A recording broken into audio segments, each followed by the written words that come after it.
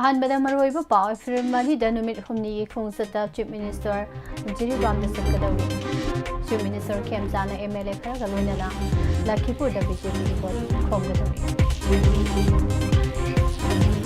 Governor की convoy गाड़ी ने थोंबदा हर्जीदार अमा सोगले था लेबाकी नुमित तरानी खोंसता नसागे आर्टेमिस 2 खोंसानख्रे चीफ मिनिस्टर ने गवर्नर को उन्नदुना लॉइन ऑर्डर की वा खना खरे सात मनुंगदा अस्मा अटैक तौरक्पा पेशेंट अमा बबिना स्पेशलिटी हॉस्पिटल में डॉक्टर न कनख्रे लेंगांग न पेट्रोल अमसुंग डीजल द लौब टैक्स हंथा हनखिबगीदमक एमपी सना जावबना थागतपा फोंदोरगे देसामी थौमिसिंग बोसेम के ऑफिसर येरुम थोमजिंदुना लदाख्रे Khwarakpam Krishna Gopal CSC Ningthoukhong building governor न संगाख्रे डायरेक्टर शेख अब्दुल हकीम न चुसिपुदा MLA सिंगा उनख्रे है बेस एकेडमी हांगदनबा PWC न खंगहलगले ईरान नुंगी जुग मतम की फिबमदा हंजिल हलगन हाइना डोनाल्ड ट्रम्प न फोंदोख्रे इंडोनेशिया द रिक्टर स्केल द 7.4 यौना अकनबा मोंगदा युहा हक्रे अमदी AAP न रगब सदा बो राज्य सभा की डेप्यूटी लीडर की फमदगी लौथोख्रे हारे खुमजरी वाहोंग रेडियो ने पिजब इवनिंग न्यूज़पेपर अपडेट मीटिंग ताबिरिबा अमदी ताबिरिबा सिंबो पोस्परानी लाइश्रोमना तराम नौसरी मरोइबा पाउसिंग सनोक न पिजरी सिंगजमई पुलिस स्टेशन मनुसनबा इम्फाल इंटरनेशनल एयरपोर्ट की कोंथोंग मयादा गवर्नर की कन्वॉय गाड़ी अमा एक्सीडेंट थोकपदा मनाक अदुदा मथौ तौदुना लेबा रोमेन कौबा मणिपुर पुलिस के हलबिलदार अमा सोकले कन्वॉय गाड़ी अदुदा अतोपा कार अमागी मनिंगदा येसिलबा तुंगदा मनाक अदवाइदा लेरबा हलबिलदार अदुदा अमो एक्सीडेंट अदु थोकीबनी हाइरे लम्फेल पुलिस स्टेशन मनुसनबा नगामपाल कंजाबी लेरक मनुदा ngarang numidang pung 10 minit 15 rom tarakpada masagi sahi 65 rom suraba khaidem giridhari kawba miyoi ama masagi license kana mathanda kapsinjaduna sijakre thaudo asida mahaki loina bisu soktuna siju hospital da pukhatuna laikana khi hare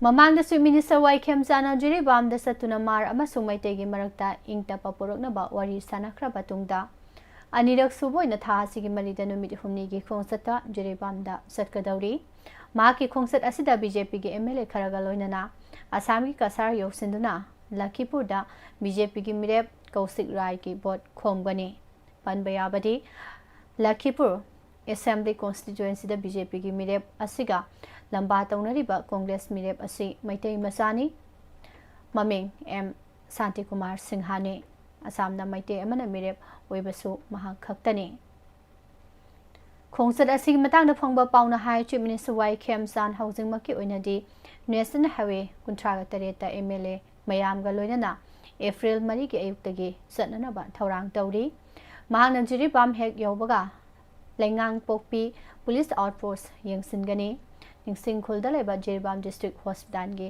फिबम सो chief minister ना यंगसिनगनी मदुगी मतुंग तारकपदा chief minister ना लमलेन खुंदा सटकनी अदुगा अहिंगदुमा जिरिबाम दा लेबा police के guest house नत्रगा PWD की guest house ता अहिंगदुमा लेकनी हाइडे पावसन मखाताना high नुमित असिमक्ता दा जिरिबाम दा खुंदारिबा तोंगान तोंगान बा फुरुप सिंगोइबा मिफम अमा न्यू अलीपुर नगा विलेज दा पांगथोकनी मिफम अदुदा चीफ मिनिस्टर सरुक याकने ममांग उनखिबदा सरुक याकिबा मार कांपो अदुसु चीफ मिनिस्टर याबो मिफम अदुदा सरुक याकने माइके अदोमदा इंगतपा पुरकनना बा खनबा थौरांगी मखादा कम्युनिटी सिंगोइबा मिफम अदु पांगथोकदबनी हाइरे मथंगी नुमित एप्रिल 5 के अयुक्ता जिरिबाम के चंद्रपुरदा इंटरस्टेट ट्रक टर्मिनस अमसुंग अतोप अतोपा प्रोजेक्ट खरगे उरेब उयुंगसु चीफ मिनिस्टर ना तमगदौरे मदुगी मतुंगदा चीफ मिनिस्टर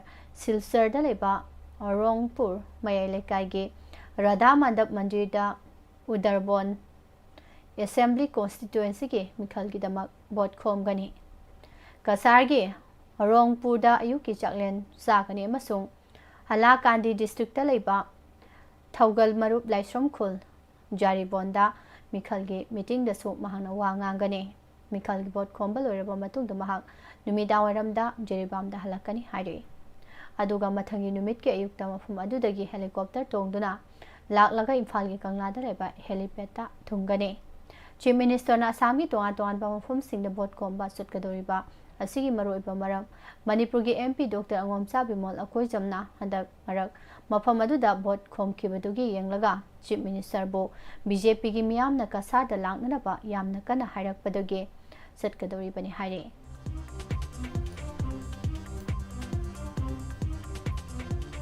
ꯊꯥ ꯂꯩꯕꯥꯛꯇ ꯅꯨꯃꯤꯠ 10ꯅꯤ ꯆꯠꯀꯗꯕ ꯈꯣꯡꯆꯠ ꯑꯃꯒꯤꯗꯃꯛ national aeronautics and space administration ꯅꯥꯁꯥꯒꯤ ꯑꯥꯔꯇꯦꯃꯤꯁ 2 ꯈꯣꯡꯁꯥꯟꯈ꯭ꯔꯦ꯫ ꯀꯦꯅꯦꯗꯤ ꯁ꯭ꯄꯦꯁ ꯁꯦꯟꯇꯔꯗꯒꯤ ꯑꯦꯛꯁꯇ꯭ꯔꯣꯅꯣꯠ 4ꯒ ꯂꯣꯏꯅꯅ ꯑꯥꯔꯇꯦꯃꯤꯁ 2 ꯈꯣꯡꯁꯥꯟꯈꯤꯕꯅꯤ꯫ ꯇꯦꯛꯅꯤꯀꯦꯜꯒꯤ ꯑꯣꯏꯕ ꯑꯁꯣꯏꯕ ꯂꯩꯕꯅ ꯃꯇꯝ ꯆꯥꯅ ꯈꯣꯡꯁꯥꯟꯕ ꯉꯝꯈꯤꯗ꯭ꯔꯕꯁꯨ ꯑꯁꯣꯏꯕ ꯄꯨꯝꯅꯃꯛ ꯆꯨꯝꯊꯣꯛꯂꯒ ꯊꯥ ꯂꯩꯕꯥꯛꯀꯤ ꯃꯔꯝꯗ ꯊꯤꯖꯤꯜꯂꯨꯅꯅꯕ ꯈꯣꯡꯆꯠ ꯑꯗꯨ ꯆꯠꯈꯤꯕꯅꯤ꯫ ꯏꯟꯇꯔꯅꯦꯁꯅꯦꯜ ꯇꯤꯝ ꯑꯁꯤꯗ ꯌꯥꯎꯔꯤꯕꯁꯤꯡ ꯑꯁꯤ ꯑꯦꯛꯁꯇ꯭ꯔꯣꯅꯣꯠꯁꯤꯡ ꯑꯁꯤ ꯅꯥꯁꯥꯒꯤ ꯑꯦꯛꯁꯇ꯭ꯔꯣꯅꯣꯠ ꯔꯤꯆ ꯋꯤꯁꯃꯦꯟ ꯚꯤꯛꯇꯔ ꯒ꯭ꯂꯣꯕꯔ ꯈ꯭ꯔꯤꯁꯇꯤꯅꯥ ꯀꯣꯁ ꯑꯃꯁꯨꯡ ꯀꯦꯅꯦꯗꯤꯌꯟ ꯁ꯭ꯄꯦꯁ ꯑꯦꯖꯦꯟꯁꯤꯒꯤ ꯖꯦꯔꯦꯃꯤ ꯍꯦꯟꯁꯝꯅꯤ ꯍꯥꯏꯔꯤ꯫ ꯆꯍꯤꯆꯥ ꯇꯪꯈꯥꯏ ꯑꯃꯒꯤ ꯃꯇꯨꯡꯗ ꯊꯥ ꯂꯩꯕꯥꯛꯀꯤ ꯈꯣꯡꯆꯠꯇ ꯆꯠꯄ ꯍꯟꯗꯛꯅ ꯑꯍꯥꯟꯕꯅꯤ꯫ ꯑꯦꯄꯣꯂꯣꯒꯤ ꯈꯣꯡꯆꯠ ꯑꯗꯨꯗꯒꯤ ꯍꯦꯟꯅ ꯈꯨꯃꯥꯡ ꯆꯥꯎꯁꯤꯟꯅ ꯍꯟꯗꯛꯀꯤ ꯈꯣꯡꯆꯠ ꯑꯁꯤꯅ ꯊꯥ ꯂꯩꯕꯥꯛꯀꯤ ꯃꯔꯝꯗ ꯀꯨꯞꯅ ꯊꯤꯖꯤꯟꯕꯒ ꯂꯣꯏꯅꯅ ꯃꯤꯑꯣꯏ ꯑꯃꯗꯤ ꯊꯋꯥꯏ ꯄꯥꯟꯕꯁꯤꯡ ꯊꯥ ꯂꯩꯕꯥꯛꯇ ꯈꯨꯟꯗꯥꯕ ꯌꯥꯒꯗ꯭ꯔꯥ ꯍꯥꯏꯕꯒꯤ ꯃꯇꯥꯡꯗ ꯊꯤꯖꯤꯟꯒꯗꯕ ꯈꯣꯡꯆꯠꯅꯤ꯫ ꯅꯥꯁꯥꯒꯤ ꯑꯦꯛꯁꯇ꯭ꯔꯣꯅꯣꯠꯁꯤꯡꯅ ꯃꯥꯏ ꯄꯥꯛꯅ ꯂꯧꯈꯠꯂꯛꯄ ꯊꯧꯔꯥꯡ ꯑꯗꯨꯕꯨ ꯄ꯭ꯔꯦꯁꯤꯗꯦꯟꯠ ꯗꯣꯅꯥꯜꯗ ꯇ꯭ꯔꯝꯞꯅ ꯁꯣꯁꯤꯌꯦꯜ ꯃꯤꯗꯤꯌꯥꯒꯤ ꯈꯨꯠꯊꯥꯡꯗ ꯊꯥꯒꯠꯄ ꯐꯣꯡꯗꯣꯛꯈ꯭ꯔꯦ꯫ ꯑꯦꯛꯁꯇ ꯊꯥꯒꯠꯂꯛꯄ ꯄꯣꯁꯠ ꯑꯃꯗ ꯇ꯭ꯔꯝꯞꯅ ꯍꯥꯏ ꯃꯥꯂꯦꯝ ꯈꯛꯇ ꯅꯠꯇꯅ ꯊꯥ ꯂꯩꯕꯥꯛ ꯑꯃꯗꯤ ꯊꯋꯥꯟꯃꯤꯆꯥꯛꯀꯤ ꯂꯝꯗ ꯑꯃꯦꯔꯤꯀꯥꯅ ꯃꯈꯥ ꯇꯥꯅ ꯊꯤꯖꯤꯟꯕꯒꯤ ꯊꯕꯛ ꯄꯥꯏꯈꯠꯇꯨꯅ ꯂꯥꯛꯈꯤ꯫ ꯑꯦꯛꯁꯇ꯭ꯔꯣꯅꯣꯠꯁꯤꯡꯅ ꯍꯟꯗꯛ ꯄꯥꯏꯈꯠꯂꯤꯕ ꯊꯧꯔꯥꯡ ꯑꯁꯤ ꯁꯣꯏꯗꯅ ꯃꯍꯩ ꯌꯥꯟꯒꯅꯤ ꯍꯥꯏꯕꯒꯤ ꯊꯥꯖꯕ ꯂꯩ꯫ ꯑꯥꯔꯇꯦꯃꯤꯁ 2ꯒꯤ ꯃꯤꯁꯟ ꯀꯃꯥꯟꯗꯔ ꯑꯣꯏꯔꯤꯕ ꯔꯤꯆ ꯋꯤꯁꯃꯦꯟ ꯆꯍꯤ 50 ꯍꯥꯟꯅ US ꯅꯦꯚꯤꯒꯤ ꯑꯣꯐꯤꯁꯥꯔ ꯑꯣꯏꯔꯝꯕꯅꯤ꯫ ꯀꯨꯝꯖꯥ 2004ꯗ ꯅꯥꯁꯥꯒꯤ ꯊꯕꯛ ꯊꯧꯔꯝꯗ ꯌꯥꯎꯔꯛꯈꯤꯕꯅꯤ꯫ ꯃꯃꯥꯡꯗ ꯃꯍꯥꯛ ꯅꯨꯃꯤꯠ 165ꯅꯤ ꯏꯟꯇꯔꯅꯦꯁꯅꯦꯜ ꯁ꯭ꯄꯦꯁ ꯁ꯭ꯇꯦꯁꯟꯗ ꯂꯩꯔꯨꯔꯕꯅꯤ꯫ ꯗꯦꯜꯂꯤꯗꯒꯤ ꯏꯝꯐꯥꯜꯗ ꯉꯁꯤ ꯑꯌꯨꯛ ꯊꯨꯡꯂꯈꯤꯕ ꯆꯤꯐ ꯃꯤꯅꯤꯁꯇꯔ ꯌꯨꯝꯅꯥꯝ ꯈꯦꯝꯆꯥꯟꯅ ꯂꯣꯛ ꯕꯥꯚꯜꯗ ꯆꯠꯇꯨꯅ ꯃꯅꯤꯄꯨꯔꯒꯤ ꯒꯚꯔꯅꯔ ꯑꯖꯣꯏ ꯀꯨꯃꯥꯔ ꯚꯜꯂꯥꯒ ꯎꯅꯈ꯭ꯔꯦ꯫ ꯌꯨꯅꯤꯌꯟ ꯍꯣꯝ ꯃꯤꯅꯤꯁꯇꯔ ꯎꯅꯔꯨꯔꯒ ꯏꯝꯐꯥꯜꯗ ꯍꯦꯛ ꯍꯜꯂꯛꯄꯒ ꯒꯚꯔꯅꯔ ꯎꯅꯈꯤꯕꯗꯨ ꯃꯤꯅꯤꯁꯇꯔ ꯑꯦꯛꯁꯄꯥꯟꯁꯟꯒ ꯃꯔꯤ ꯂꯩꯅꯔꯝꯒꯅꯤ ꯍꯥꯏꯅ ꯃꯤꯌꯥꯝꯅ ꯈꯟꯅꯔꯝꯃꯤ꯫ ꯑꯗꯨꯕꯨ ꯒꯚꯔꯅꯔ ꯎꯅꯔꯨꯕꯗꯨ ꯁ꯭ꯇꯦꯠ ꯑꯁꯤꯒꯤ ꯍꯧꯖꯤꯛ ꯑꯣꯏꯔꯤꯕ ꯂꯣ ꯑꯦꯟ ꯑꯣꯔꯗꯔꯒꯤ ꯃꯇꯥꯡꯗ ꯒꯚꯔꯅꯔꯗ ꯄꯥꯎꯗꯝꯕ ꯑꯃꯁꯨꯡ ꯌꯨꯅꯤꯌꯟ ꯍꯣꯝ ꯃꯤꯅꯤꯁꯇꯔ ꯑꯃꯤꯠ ꯁꯥꯍꯒ ꯗꯦꯜꯂꯤꯗ ꯎꯅꯗꯨꯅ ꯋꯥꯔꯤ ꯁꯥꯅꯕꯗ ꯐꯣꯡꯗꯣꯔꯛꯄ ꯂꯣ ꯑꯦꯟ ꯑꯣꯔꯗꯔꯒ ꯃꯔꯤ ꯂꯩꯅꯕ ꯏꯁꯨꯁꯤꯡꯒꯤ ꯃꯇꯥꯡꯗ ꯐꯣꯡꯗꯣꯔꯛꯄ ꯋꯥꯐꯝꯁꯤꯡ ꯑꯗꯨ ꯒꯚꯔꯅꯔꯒ ꯈꯟꯅꯕꯅꯤ ꯍꯥꯏꯔꯤ꯫ ꯁ꯭ꯇꯦꯠ ꯑꯁꯤꯒꯤ ꯂꯣ ꯑꯦꯟ ꯑꯣꯔꯗꯔꯒꯤ ꯐꯤꯚꯝ ꯈꯔ ꯃꯈꯩ ꯐꯒꯠꯆꯔꯒꯁꯨ ꯃꯄꯨꯡ ꯑꯣꯏꯅ ꯆꯤꯡꯒꯤ ꯗꯤꯁꯇ꯭ꯔꯤꯛꯁꯤꯡꯗ ꯁꯁꯄꯦꯟꯁꯟ ꯑꯣꯐ ꯑꯣꯄꯔꯦꯁꯟ ꯁꯨꯗ ꯌꯥꯎꯗꯕ ꯀꯨꯀꯤ ꯖꯣꯒꯤ ꯈꯨꯠꯂꯥꯏ ꯄꯥꯏꯕ ꯀꯥꯡꯕꯨ ꯃꯌꯥꯝ ꯑꯃ ꯊꯣꯛꯂꯛꯂꯤꯕꯁꯤꯒꯤ ꯃꯇꯥꯡꯗ ꯌꯨꯅꯤꯌꯟ ꯍꯣꯝ ꯃꯤꯅꯤꯁꯇꯔꯒ ꯋꯥꯔꯤ ꯁꯥꯅꯈꯤꯕ ꯂꯩꯈꯤ꯫ ꯑꯁꯤꯒꯨꯝꯕ ꯈꯨꯠꯂꯥꯏ ꯄꯥꯏꯕ ꯀꯥꯡꯕꯨꯁꯤꯡ ꯑꯁꯤ ꯂꯥꯛꯁꯤꯟꯅꯅꯕꯒꯤꯗꯃꯛ ꯁꯦꯟꯇ꯭ꯔꯦꯜ ꯒꯚꯔꯟꯃꯦꯟꯠꯀ ꯃꯅꯤꯄꯨꯔ ꯒꯚꯔꯟꯃꯦꯟꯠꯀ ꯄꯨꯟꯅ ꯆꯠꯃꯤꯟꯅꯅꯕꯒꯤ ꯋꯥꯐꯝ ꯐꯣꯡꯗꯣꯔꯛꯄ ꯑꯗꯨꯁꯨ ꯄꯥꯎ ꯇꯝꯂꯝꯒꯅꯤ ꯍꯥꯏꯅ ꯂꯧꯅꯔꯤ꯫ ꯆꯤꯡꯒꯤ ꯗꯤꯁꯇ꯭ꯔꯤꯛꯁꯤꯡꯗ ꯑꯅꯧꯕ ꯂꯥꯂꯣꯡ ꯑꯃ ꯑꯣꯏꯅ ꯁꯦꯀ꯭ꯌꯨꯔꯤꯇꯤ ꯐꯣꯔꯁꯁꯤꯡꯒꯤ ꯑꯣꯄꯔꯦꯁꯟ ꯀꯟꯈꯠꯍꯟꯕ ꯌꯥꯕꯒꯤ ꯑꯣꯏꯊꯣꯛꯄ ꯂꯩ ꯍꯥꯏꯔꯤ꯫ ꯃꯥꯂꯦꯝ ꯄꯨꯝꯕꯒꯤ ꯑꯣꯏꯅ ꯄꯦꯇ꯭ꯔꯣꯜ ꯑꯃꯗꯤ ꯗꯤꯖꯜꯒꯤ ꯃꯃꯜ ꯍꯦꯟꯒꯠꯂꯕꯁꯨ ꯏꯟꯗꯤꯌꯥꯒꯤ ꯃꯤꯌꯥꯝꯗꯗꯤ ꯊꯥꯎꯒꯤ ꯃꯃꯜ ꯍꯦꯟꯒꯠꯄꯒꯤ ꯆꯩꯊꯦꯡ ꯅꯪꯍꯟꯗꯅꯕ ꯂꯩꯉꯥꯛꯅ ꯃꯇꯝ ꯆꯥꯅ ꯐꯨꯑꯦꯜ ꯑꯦꯛꯁꯥꯏꯖ ꯗ꯭ꯌꯨꯇꯤꯁꯤꯡ ꯍꯟꯊꯍꯟꯈꯤꯕꯒꯤꯗꯃꯛ ꯔꯥꯖ꯭ꯌ ꯁꯚꯥꯒꯤ MP ꯃꯍꯥꯔꯥꯖ ꯂꯩꯁꯦꯝꯕ ꯁꯅꯥꯖꯥꯎꯕꯅ ꯄ꯭ꯔꯥꯏꯝ ꯃꯤꯅꯤꯁꯇꯔ ꯅꯔꯦꯟꯗ꯭ꯔ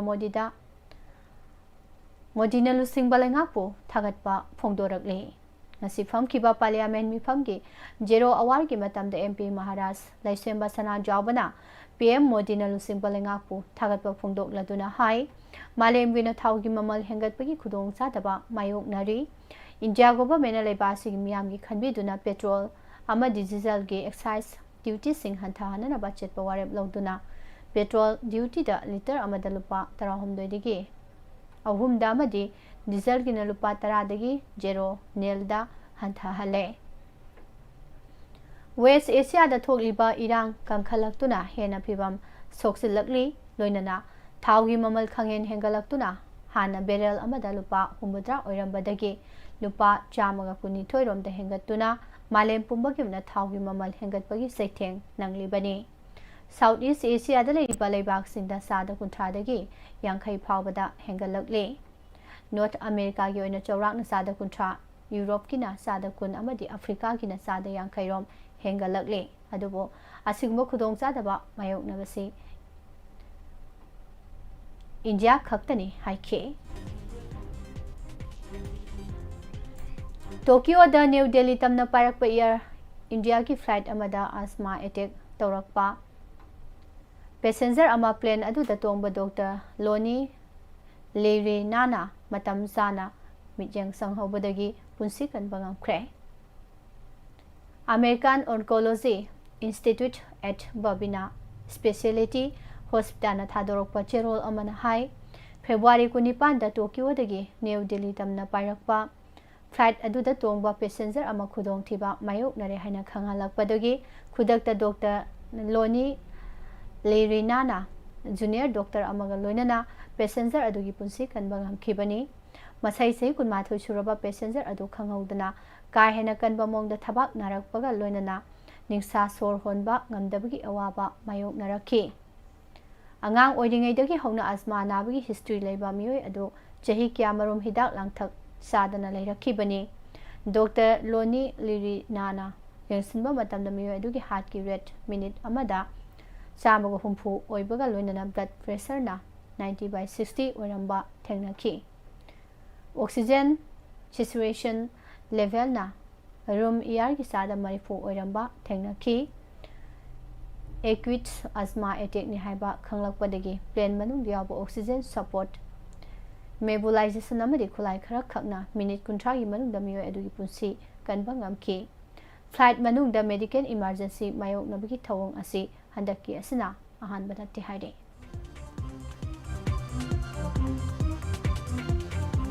सिंगी डिस्ट्रिक्ट सिंग द एडमिनिस्ट्रेशन की थबक थरम सिंग योहननबगी पांदमदा social welfare director Sheikh Abdul Hakim ना चीफ मिनिस्टर नाम खेमचान की लीडरशिप मखादा डिपार्टमेंट असुगी स्टाफ सिंग लोइनना चुराचांदपुर द सतुना एमएलए सिंग उनाख्रे सिंगी डिस्ट्रिक्ट सिंग द लेंगाना पाइखलिबा वेलफेयर स्कीम सिंगी कानाबा मपुंग फाना फंगहनबगी मतंगदा तोगान तोगान बा एमएलए सिंग उन्नदुना वारी सानकी कुमजाले सिंग अनि कुलुमदोगी मे थादगी थोगलकिबा कांगलुप की इरांग मरम ओइरगा सिंगी डिस्ट्रिक्ट सिंग दा लेंगा की थबक थरम सिंग पाइखतपा खुदोंग सादना लेरिंगै की चेरकता डायरेक्टर ना तोगान तोगान बा एमएलए सिंग उन्नदुना लेंगा की वेलफेयर स्कीम अमसुंग प्रोजेक्ट सिंग मियामदा मपुंग फाना फंगहनबगी मतंगदा हेंगलेप असेंबली कॉन्स्टिट्यूएंसी के एमएलए लेट जामांग हाउकी सिंघाट एसी के एमएलए चेलुन थांग मालुन चुराचांदपुर एसी के एमएलए एलएम खौटे साइकोट एसी के एमएलए पाउलियन हाउकी अमसुंग लेकिद्रबा एमएलए बुंगजागे बाल्टे की मचानुपा जोसेफ बाल्टे को उन्नदुना वारी सानाखी हारे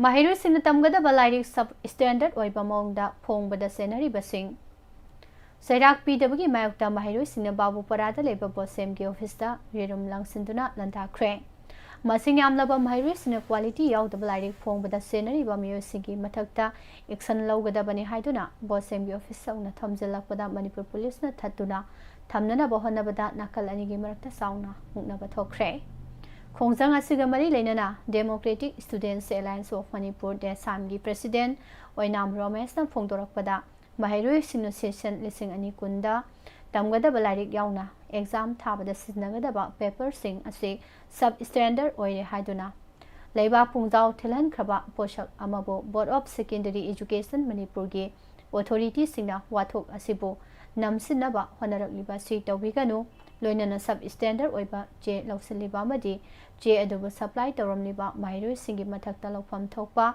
एक्शन लौखत्तबसि याबो ngamloi haina phongdokhi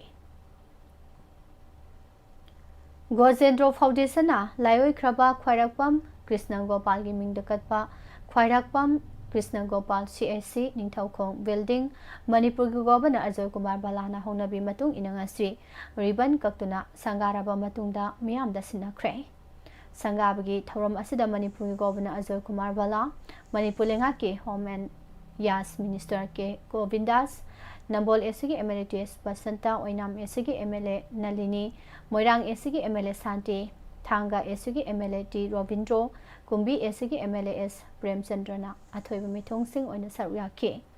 थौरम असिदा गवर्नरना फोंदोखिबदा चौखटपा हाइबसिदा हक्सांग फाबा चंगी, मरमसिना गोजेंद्रो फाउंडेशन मियामगी अना अयेक लायंगफम बिल्डिंग अमा सादुना कटपगी इनिशिएटिव असी यामना थागतनिंगाइनी अमदी मतौ तमजनिंगाइनी। मसिना PPM मॉडल ओइना CAC बिल्डिंग अमा कटपीरिबसिना स्टेट असिगी चौखट खोंथांगदा चोबो मतेंग ओइरगनी हाइखे। थौबाल डिस्ट्रिक्ट की खांगाबोक्ता लेबा बेस एकाडमी की अथॉरिटी न महिरोइसिंग मांगहननबा होनरे हाइना मराल सिरदुना KCP PWG MC यूनिफिकेशन थोंग हांगदनबा अकनबो वाफम थमलकले। लुफ असिगी PRO सिंखाई गानबना थादोरकपा चेरोल अमना हाई अफबा महिरोइ पुथोकनबा होनरिङै चेरक्ता महिलोइसंग ओजा अमदि ममा मपा खरना महिरोइसिंगबो अरानबा मोंगदे एग्जाम पास तौहननबा अमदि मार्क वांगना फंगहननबा होनरकलिबसि कंगलै खुनाइगी ओइना लाइबक थीबनी। महिरोइसिंगना सही चहीगी ओइना पांगथोकलिबा फाइनल एग्जामिनेशन दा कनागुंबा ओजा नत्रगा स्कूल खरना मिंसत फंगननबनि हाइदुना अरानबा पांबै सिजिन्नरकपना कंगलै खुनाइदा महै मसिंगी थाक असि नोंमा नोंमागी हंथरकले। महिरोइ अमगी पुंसिदे यामना मरुओइबा बोसेमना लौबा क्लास 10 की एग्जाम अमदी कोसेमना लौबा क्लास 12 की एग्जाम दा खांगाबोकी बेस एकाडमी स्कूल की ओजा मरीना अरानबा पांबै सिजिन्नदुना महिरोइ सिंगबो एग्जाम थाहलंबगी दमक स्कूल थिंजननबा फिरम लौरकपनी। हौकिबा फेब्रुवारी 12 दगी बोसेमना लौदुना पांगथोकिबा क्लास 10 की एग्जामिनेशन की अरोइबा नुमिता स्कूल असिगी ओजा मरी लौतुनरगा महिरोइ सिंगबो अरानबा मोंगदे एग्जाम थाहनखिबगी थवोंग अदो कंगलै खुनाइबो मांगननबो होनबनि हाइना लौफम थोई। अफबा खुनाइ अमा सेमगनबो होनबदा अरानबा तौरिबसिंग थिदोक्तुना चुमथोकपगी तंगाइफदबा लै। चेरोल असिदा स्कूल अदुगी ओजा मरीगी ममिंग पल्लई मखोइना तौरुबा अरानबसिंग अदुगिदमक पार्टी असना पुंग 9 की मनुंगदा पाउ फाउरकननबसु खंगहलकले। हंदक पांगथोकिबा क्लास 10 एग्जामिनेशन ग मरी लेनना अरानबा पांबै सिजनबगी लौखलकपा खोंथांग ओइना बेस एकाडमीदा अथिंगबासि थमलकपनी।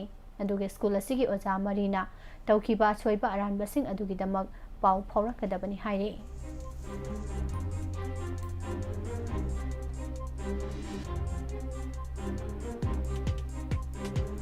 मणिपुर यूनिवर्सिटी ना कोसा डिग्री पीबगे मतंगदा लौरकलिबा फिरेप असिदा यूनिवर्सिटी असिगी चीफ रेक्टर अमा ओइना गवर्नर ना मिटेंग संगबि हाना फिल्म मेकर अरिबम श्याम शर्मना इब चेरोल पिदुना वखतख्रे।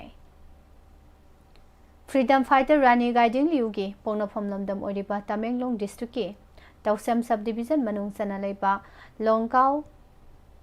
नुंगकाउदा tribal freedom fighter of India museum था सिगी मनुंगदा साननबा थौरांग लौखत्रबदी नेशनल हाईवे 38 थिंगबी खोंजंग संगसिलगनी हाइना रोंगमै नगा पीपल्स ऑर्गेनाइजेशन अमसुंग रोंगमै नगा काउंसिल मणिपुर थादोरकपा चेरोल अमना हाइरकले।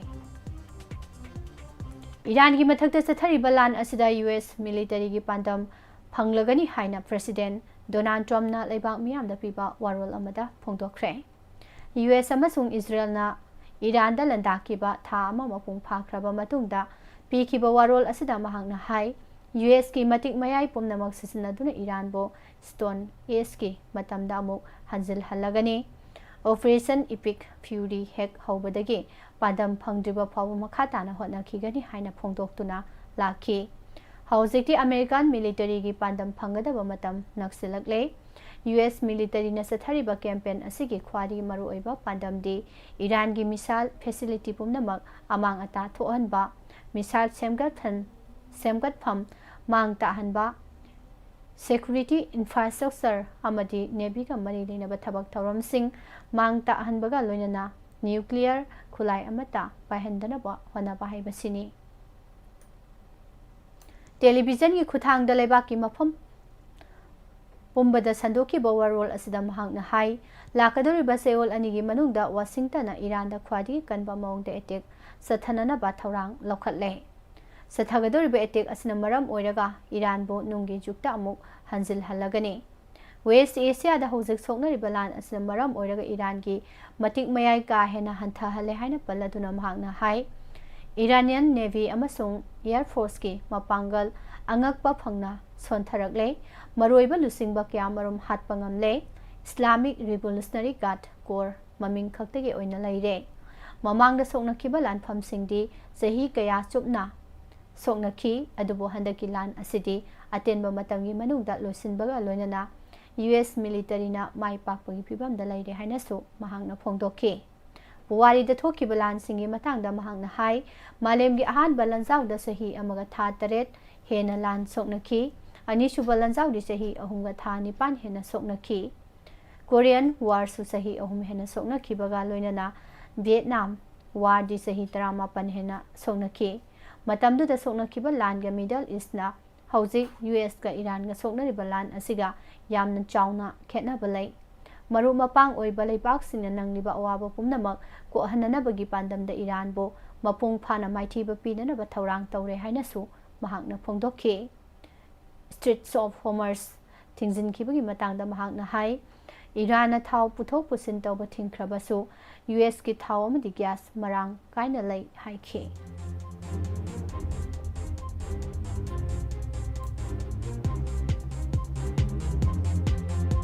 ꯅꯣꯡꯄꯣꯛ ꯊꯪꯕ ꯏꯟꯗꯣꯅꯦꯁꯤꯌꯥꯗ ꯉꯁꯤ ꯑꯀꯟꯕ ꯌꯨꯍꯥ ꯍꯥꯕꯒꯤ ꯊꯧꯗꯣꯛ ꯑꯃ ꯊꯣꯛꯈ꯭ꯔꯦ꯫ ꯌꯨꯅꯥꯏꯇꯦꯗ ꯁ꯭ꯇꯦꯠꯁ ꯖꯤꯑꯣꯂꯣꯖꯤꯀꯦꯜ ꯁꯔꯚꯦꯒꯤ ꯔꯤꯄꯣꯔꯠ ꯃꯇꯨꯡꯅ ꯔꯤꯛꯇꯔ ꯁ꯭ꯀꯦꯜꯗ 7.4 ꯌꯧꯕꯒꯤ ꯆꯥꯡꯗ ꯌꯨꯍꯥ ꯍꯥꯕꯒꯤ ꯊꯧꯗꯣꯛ ꯑꯗꯨ ꯊꯣꯛꯈꯤꯕꯅꯤ꯫ ꯂꯩꯅꯨꯡꯗ ꯀꯤꯂꯣꯃꯤꯇꯔ 30 ꯂꯨꯊꯕ ꯃꯐꯝꯗ ꯏꯄꯤꯁꯦꯟꯇꯔ ꯑꯣꯏꯈꯤꯕꯒ ꯂꯣꯏꯅꯅ ꯊꯧꯗꯣꯛ ꯊꯣꯛꯈ꯭ꯔꯕ ꯃꯇꯨꯡꯗ ꯃꯣꯀꯨꯂꯥ ꯁꯤꯗ ꯃꯦꯒꯅꯤꯆ꯭ꯌꯨꯗ 7.8 ꯌꯧꯅ ꯂꯩꯕꯥꯛ ꯅꯤꯛꯄꯒꯤ ꯊꯧꯗꯣꯛꯁꯨ ꯊꯣꯛꯈꯤ꯫ ꯃꯥꯂꯦꯝꯗ ꯈ꯭ꯋꯥꯏꯗꯒꯤ ꯇꯣꯏꯅ ꯌꯨꯍꯥ ꯍꯥꯒꯟꯕ ꯃꯐꯝꯁꯤꯡꯒꯤ ꯃꯅꯨꯡꯗ ꯏꯟꯗꯣꯅꯦꯁꯤꯌꯥꯁꯨ ꯌꯥꯎꯏ꯫ ꯄꯦꯁꯤꯐꯤꯛ ꯔꯤꯡ ꯑꯣꯐ ꯐꯥꯌꯔ ꯍꯥꯏꯅ ꯈꯪꯅꯕ ꯀꯤꯂꯣꯃꯤꯇꯔ 90,000ꯅ ꯀꯣꯟꯕ ꯃꯐꯝꯒꯤ ꯃꯅꯨꯡ ꯆꯟꯅ ꯂꯩꯕ ꯃꯔꯝꯅ ꯂꯩꯕꯥꯛ ꯑꯁꯤꯗ ꯇꯣꯏꯅ ꯌꯨꯍꯥ ꯍꯥꯕꯒꯤ ꯊꯧꯗꯣꯛ ꯊꯣꯛꯄꯅꯤ꯫ ꯃꯥꯂꯦꯝꯒꯤ ꯑꯣꯏꯅ ꯌꯨꯍꯥ ꯍꯥꯕꯒꯤ ꯊꯧꯗꯣꯛ 9% ꯄꯦꯁꯤꯐꯤꯛ ꯔꯤꯡ ꯑꯣꯐ ꯐꯥꯌꯔ ꯃꯅꯨꯡ ꯆꯟꯅ ꯂꯩꯕ ꯃꯐꯝꯗ ꯊꯣꯛꯂꯤ꯫ ꯃꯃꯥꯡ ꯊꯥꯗꯁꯨ ꯁꯨꯃꯥꯇ꯭ꯔꯥ ꯑꯥꯏꯂꯦꯟꯗ ꯃꯅꯥꯛꯇ ꯑꯀꯟꯕ ꯌꯨꯍꯥ ꯍꯥꯕꯒꯤ ꯊꯧꯗꯣꯛ ꯑꯃꯁꯨ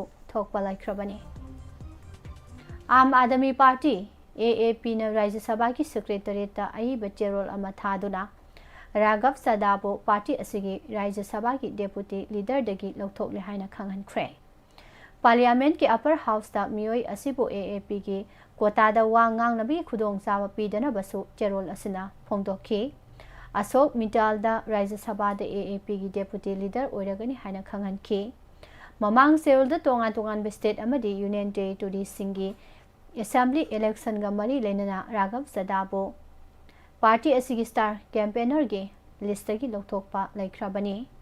AAP लिंखतपदगी पार्टी असिदा थबक तौदुना लाखिबा चदाना कुमजा 2012 अरविंद केजरीवालगा लोइनना दिल्ली लोकपाल बिलगी मतांगदा थबक तौदुना लाखी। मतुंग तारकपदा महांगना पार्टी असिगी नेशनल स्पोक्सपर्सन ओइरकपगा लोइनना 2015 न्यू दिल्ली मिखलदा AAP ना माई पालकपदगी पार्टी असिगी ट्रेजरर ओइना थौपुदुना सु लाखी। कुमजा 2020 दिल्ली असेंबली इलेक्शन महाक राजेंद्र नगर असेंबली कॉन्स्टिट्यूएंसी माई पालकखिबनी। लोइसिलकपदा मरोइबा पाउ महना एप्रिल 4 नुमित हुमनीगी खोंगचता चीफ मिनिस्टर जेरीबाम सटकदौरे। चीफ मिनिस्टर खेमचाना MLA खरगा लोइनना लखीपुर बीजेपी की वोट खोमगदौरे। था लेबाकी नुमित 9 खोंगचतना सागी आर्टेमिस टू खोंगसानख्रे। चीफ मिनिस्टर ना गवर्नर गा उनदुना लॉ एंड ऑर्डर की वा खनख्रे हारे। फ्लाइट मनुंगदा अस्मा अटैक तौरकपा पेशेंट अमा बबिना स्पेशलिटी हॉस्पिटल की डॉक्टर ना कनबा ngakre। लेंगांगना पेट्रोल अमसुंग डीजल दा लौबा टैक्स हंथाहनखिबगीदमक MP सना जावना थागतपा फोंदोखरे। डायरेक्टर शेख अब्दुल हकीम ना सिसिपुरदा MLA सिंगा उनखरे हारे। देसामी थौमिसिंगना बोसेंगी ऑफिस येरुम थोमजिंदुना लंदाखरे। Khwairakpam Krishna Gopal CAC Ningthoukhong building governor नंगसी संगाखरे।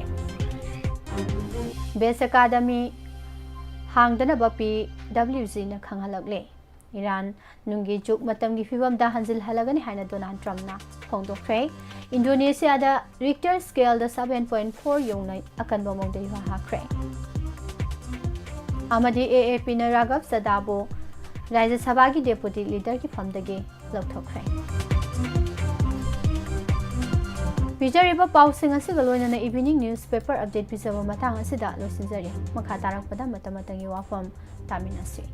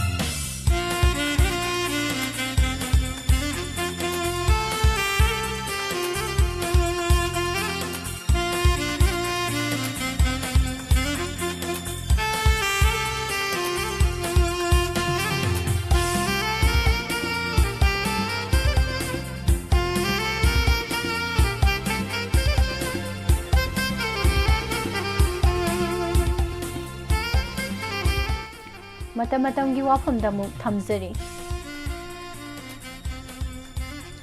IDP mayumda hanjilhanba Chief Secretary na haidokiba wa ngaktabagi maram sengdok haningi haibasida taminasi. Manipur da President will lairingai chahi asigi January 18 da State asigi Chief Secretary Dr. Punit Kumar Goyal na IDP sing mayumda hanjilhanbagi cherol ama thadoraki.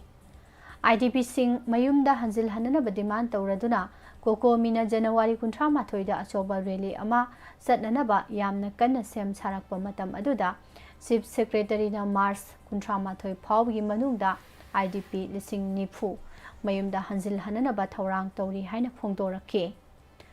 Imong lising taragi IDP lising nifu mayumda hanjil hanba ngamba haibasi government ki yamna chawa mai pakpa amani haina khanki. Adubo Mars Kunthama Twidi Loikre IDP lising nifu Lairaduna lising tara phawba nauna khunda leita hankre haba phawba taba phankidre. IDP sing mayumda hanjil hanbagi wafam asi state asigi law and order kanglop masel gi marakta muknaba amasung hauze mafam singda kari phibam da leiribagi habadu yengdaba yaroi. Haiba masak ahum asigi mathakta mayumda hanjil hangadoriba IDP sing adu ningthina khunda leita hanbada sangadaba masak sing adu thaurang tawgadabani. Haiba masak sing asi amamam toina yengsinbada IDP sing mayumda hanba yagani natraga yaroi haibasi irai laina khangani madu Chief Secretary na ningthina khangdringai khangnanaba honadringai da hekta tayang tasoinana IDP sing mayumda hanjil halagani haina matam ama thakibado achoibani. Madugi asoibaduna IDP singda wakhagi polum puhalli IDP sing mayumda hanjil hanana bohanabada changliba maru oiba machak singni manungda law and order ningthina ngakpa haibasini. Law and order gi phibam asi hauji karamba phibam da lairibage haibasi handakta social activist Malem Thongamna Churachandpur da ingtapgi paujal puba khongjal ama chatke habada Manipur Police na criminal amagumna utkiba mawong matau aduna adum tai.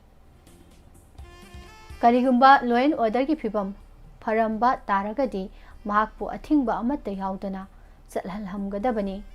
Mahak chathan kidabadu state asigi law and order ki phibam phatri haibani. Mahaki khongjat adu lepnanaba kuki gi seso kharanasu mamang thakta akanba warning tawrakpa laikhrabani. Haujiksu adugumba akan aring singba maitei uraga hatke khaliba miyoi kyamarum Churachandpur district Kangpopi district amasung Tengnopal district ta leiri. Makhoi bu ningthina laksinduna thamba haibasi state government ki thodang oigadabani. Miyamda makhoina jirol tawraba khulai oina sisinari badu thingba ngamdriba makhaidi Manipurda ingtapagi phibam hanjilakpa ngamkhiroi haibasi arepani. Manipur ki law and order ki phibam asi karamba matamda laksinduna thamba ngamgadage haibasi gi pakhum hek phanglaba IDP sing mayumda karamba matamda sangba yaragadage habdugi pakhumsu phangani pakhum adu piba hek ngamdriba makhai chief minister na phana yamna harabasu chief secretary na thajaba pirabasu oithokloi adumako mahosagi matawgumna nakal ani ki marakta leiramba ungkhanaba adudagidi maitai sing handokhrabani hauzik leihoriba haibabu kuki jogi kangbu asi khaktamak ngairabani state asigi hauzik oriba phibam asi phagat hananaba union minister Amit Shahanu chief minister yumnam khemchana khanghanlakiba laikhre thuna yangna manipur de ingtapa phibam puraknanaba thabak thujil halu harakibadu law and order nga u haibani home minister gi wafam asi thabak to onthoknabagi damak jingi lamda leiba police personnel sing central force sing mathau sangbagi tangai phadaba lei tawgi yauna tawhangadabani makhoida free hand pigadabani khulai paiba terrorist kumba thabak toriba kuki jogi kangbu ado micham miyam dagi to khaina tahanba ngamba matamduda kuki amasung maitegi micham miyam da leiramba thajanadabadu thajanaba piba ngamgani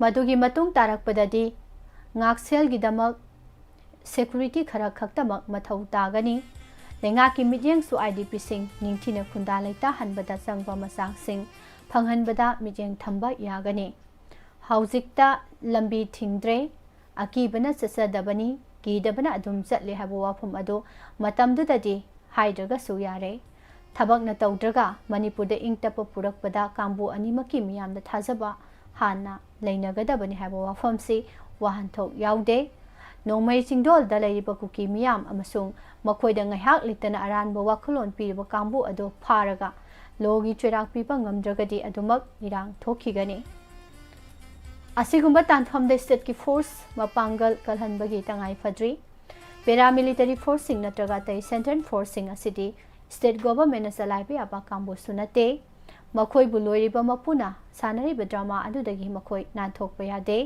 adubu state ki police oizaragadi aikhoina law and order ngaknanaba honabada lauhan ningliba thaudang pumnamak lauhanba yagani mata asida panjaningba wafamdi nakal animak yasinaba amasung manipur thugairaga kukilen semgadabani haiba paktrabadi man asi hana handokadabani madulga loinana state ki law and order sing amasung tam animakta ngakadabani matamdu da idp sing mayumda halannaba matam lepa yare masi udringaida chief secretary na Mars kunthama thoida matam thakibadu karamba wakhalondano karigi ngamkhidabano haibado miyamda sengdokpham thoi haiba wafum asi thamjari pumnamaku pusparani laithomnam kahna khuramjari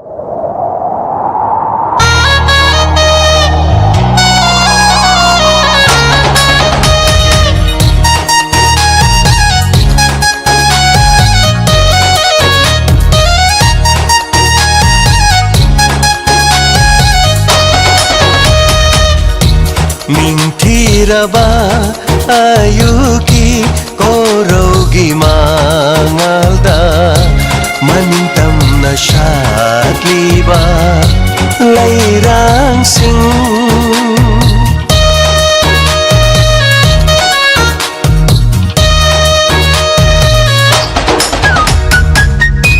Mintiraba ayuki korogi mangalda manintam na shakliba lairang sing yengluraga thamoy ase langtak na hali ningsing hali tamhoravi mahapu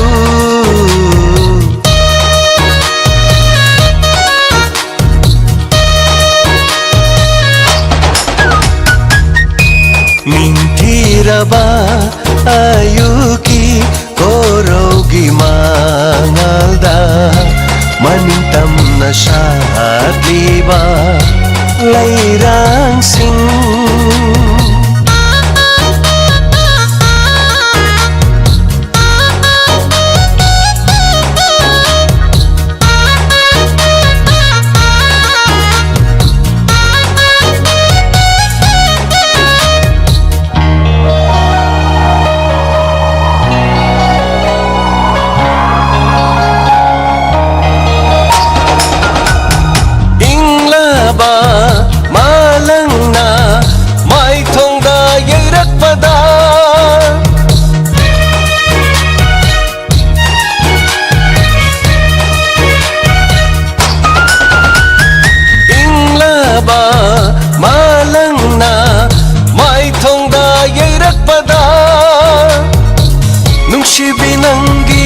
Zainaraba Pazin bangam draba lam hela shamlangna Kumjin kiba nung si mai thongdo Amoy huna ning kize Ning sing hali tam ho rabi ma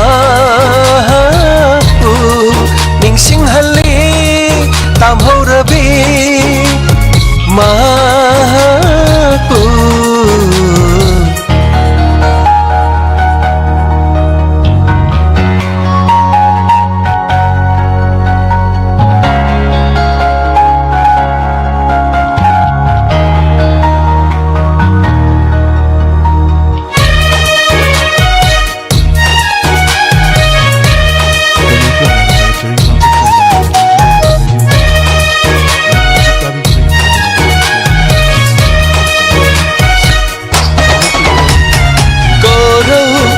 Sing yam lak le mung si bi lam helaba ai gi thamo la ka nong da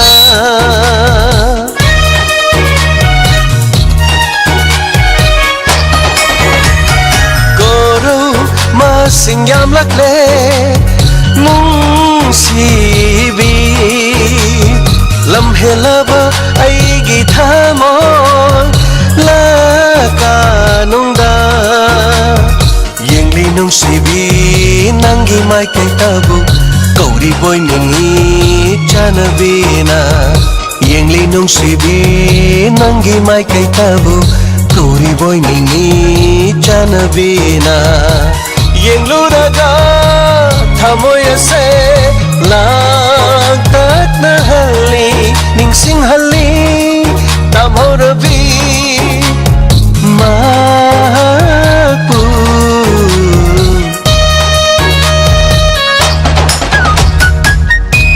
ning tiraba ayuki borogi mangalda maning tam na syatliba lairang sing yeng luraga thamoy ase lang tak na hali ning sing hali tam ho rabi ma pu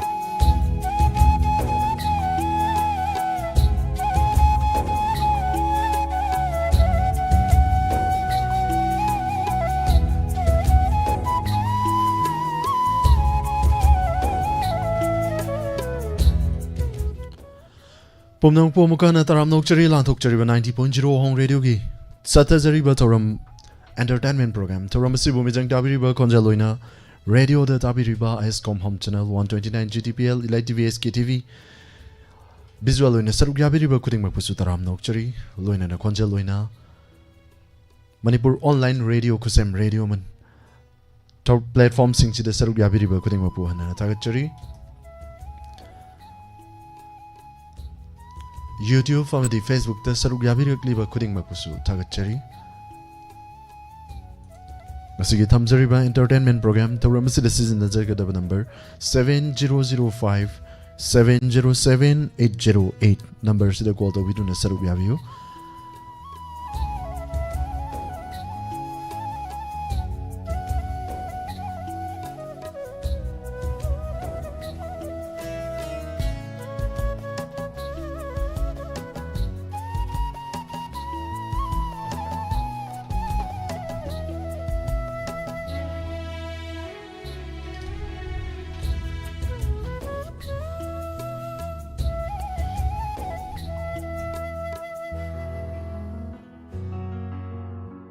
Left to Saruk Yabirak Liba Kuding Makana Tagachari Pongjata Kumar, Mem Sowing Ango, Madam Busu Tagachari Ma, Jajowin Auremi Bem Hul Tagachari, Sir Ranabir Wanke, Madam Courage Memi Devi, Madam Vadma Devi Tagachari, Nauremi Bem Hul Chechowi, Amokasuana Tagachari, Madam Purnima, Seram Tagachari, Toramasida Saruk Yabirak, Madam Busu, Madam Santi Lysrum Tagachari, Mabimala Concham, Bilasini Yumnam Tagachari.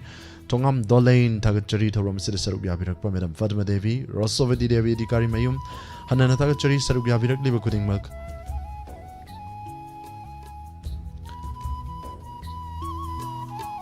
Madam Susila Okram, Sana Ivi Waka, Madam Basutaram Nokchari, Saruk Yabirak Liba Kuding Milk, Hanana Tagachari Sir Ranavir Wang came, Madam Bilasini Yumnam Tagachari Toram Sida Saruk Yabirak Liba Kuding Milk.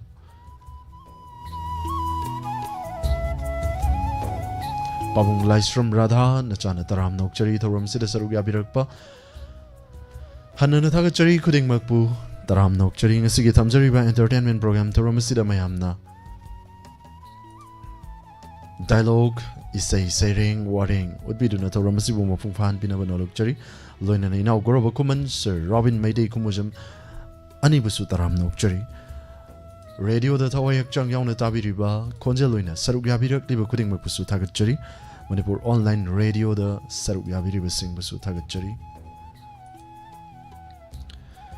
Season Nazariba number Hangduk Chagi Mam called the Viduna Saruk Yabiyo 7005 707 808.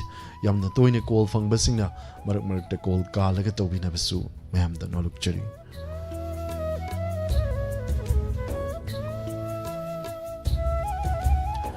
Madam Ding Tauzumina Kunbi, Taram Nokchari, Toram Saruk Yabirakpa, Hanana Tagachari.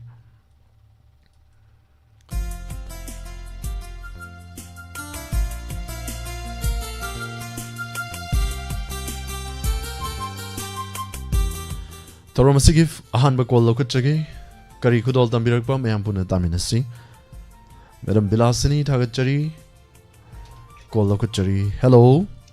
Hello? Taram Nokchari, Madam. Call the Wirakpa Ming Madile from Habiu. I can't believe a man like I did. Now. Thank you, Madam. Sigit or Ramsida Saruk Yabirakpa. Madam Saising Hona Bikrabo. Oh, exactly, Lord, it's a sadly. Kari Matil Lang Bikragi, Madam. Oh, I see the 0.1. Hi. Current Taudorina Tauripse. And then attack Charing a Sigit or Ramsida Saruk Yabirakpa, Madam Butaram Nokchari. Lantok Chari Bangasigi 90.0 Wahong Radio Entertainment Program. Taramasida Madam Gui Bakari would Pigani. I say, I'm the sector. Isay na loy pam na gani khanbana isay sakpagi yabasu pizarabani hojikakta pung ahum makhai gi tawramda isay sak na kibani na mayekidi thamjaroi do tawramni isay sakpaji yahaloi do ni minute kara adu bu hobadagi dum yahanjare mayam gi khanjaraga tagachari isay kudol tambisi madam How kiba punchida aina nangonda karamba ira langjakhiba ꯍꯧꯈꯤꯕ ꯄꯨꯟꯁꯤꯗ ꯑꯩꯅ ꯅꯉꯣꯟꯗ ꯀꯔꯝꯕ ꯏꯔꯥꯜ ꯂꯪꯖꯈꯤꯕ ꯃꯤꯅꯨꯡꯁꯤ ꯌꯥꯎꯗꯅ ꯑꯩꯕꯨ ꯑꯁꯨꯝꯅ ꯀꯔꯤꯒꯤ ꯑꯋꯥꯕ ꯄꯤꯔꯝꯂꯤꯕ ꯍꯧꯈꯤꯕ ꯄꯨꯟꯁꯤꯗ ꯑꯩꯅ ꯅꯉꯣꯟꯗ ꯀꯔꯝꯕ ꯏꯔꯥꯜ ꯂꯪꯖꯈꯤꯕ ꯅꯣꯡꯃꯇꯪ ꯂꯥꯛꯇꯨꯅ ꯌꯦꯡꯂꯣꯏꯒꯤ ꯂꯩꯈꯥ ꯇꯥꯅ ꯃꯥꯡꯂꯕ ꯄꯨꯟꯁꯤꯁꯦ ꯅꯣꯡꯃꯇꯪ ꯂꯥꯛꯇꯨꯅ ꯌꯦꯡꯂꯣ ꯑꯩꯒꯤ ꯂꯩꯈꯥ ꯇꯥꯅ ꯃꯥꯡꯂꯕ ꯄꯨꯟꯁꯤꯁꯦ ꯑꯁꯤꯗ ꯊꯣꯛꯅꯕ ꯅꯍꯥꯛꯅ ꯁꯤꯟꯈꯤꯕ ꯑꯁꯤꯗ ꯊꯣꯛꯅꯕ ꯅꯍꯥꯛꯅ ꯁꯤꯟꯈꯤꯕ ꯎꯔꯒ ꯄꯦꯜꯂꯅꯤ ꯅꯪꯒꯤ ꯊꯃꯣꯏꯅ ꯍꯧꯈꯤꯕ ꯄꯨꯟꯁꯤꯗ ꯑꯩꯅ ꯅꯉꯣꯟꯗ ꯀꯔꯝꯕ ꯏꯔꯥꯜ ꯂꯪꯖꯈꯤꯕ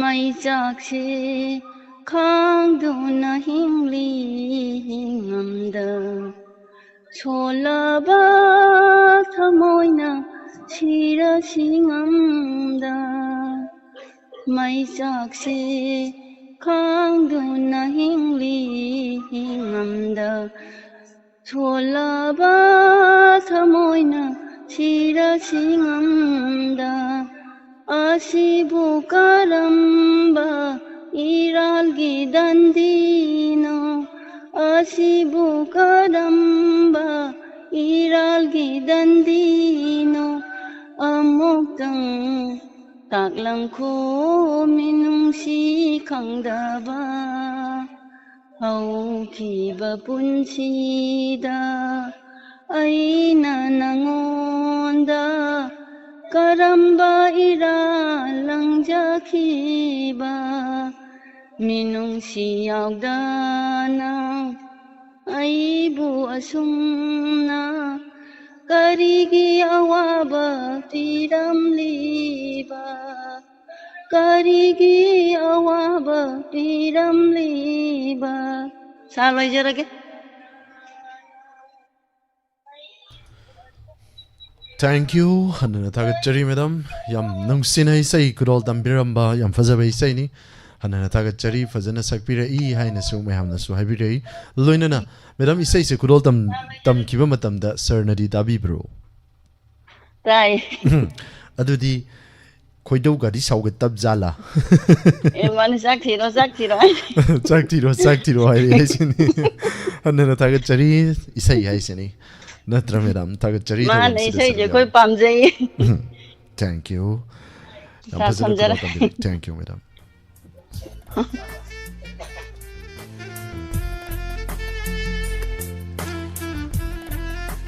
Aina nangonda kari akaiba tawkre nangna ngasi mayam mamangsida nangna thamoi kaibagi isai saksa leisi kari gi no na sandara kadrana hek chingna jaba he gaijinbu hanana tagachari sarug yabirakli bakuding mak taram nokchari madam sundari maibam paungjanda kumar madam sanaibe waka ningthozumina kunbi hanana tagachari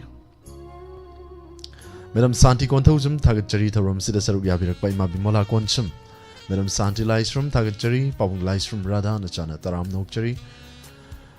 Sir Bizoy Tongrum, Tagachari Thoram Sida Sarugya Birakpa, Naurem Sana Tombi, Tagachari, Mabresori Takal Changbam, Taram Nokchari Mabusu. Music Sinamaron, Pazavane Natra, Punsida Nangating Ramdrava, Kanglam Loinung Siba Karino, Kamban Bana Karaino.